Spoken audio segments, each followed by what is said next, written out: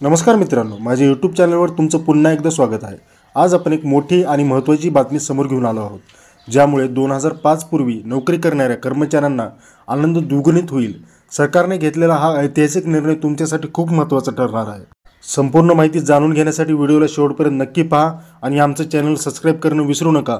तसेच bell icon दाबा, जेणेकरून अशाच महत्त्वाचे अपडेट्स तुम्हाला त्वरित मिळतील। जुनी पेन्शन योजना लागू होणार। होय मित्रांनो, जुन्या पेन्शन योजनेच्या पुरोगमनाची घोषणा गुजरात सरकारने केली आहे। ज्यांनी 2005 पूर्वी सरकारी नोकरी सुरू केली आहे त्या कर्मचाऱ्यांना OPS म्हणजे जुनी पेन्शन योजनेचा लाभ दिला जाणार आहे। याचा फायदा 60,000हून अधिक सरकारी कर्मचाऱ्यांना होईल।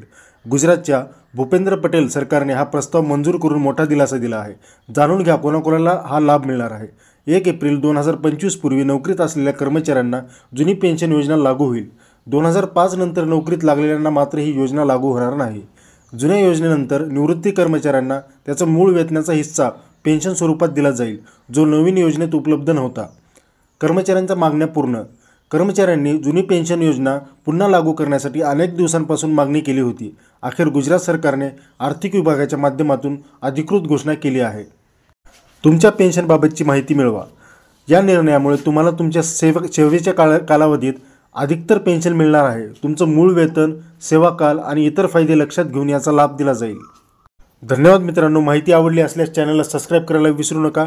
जय महाराष्ट्र।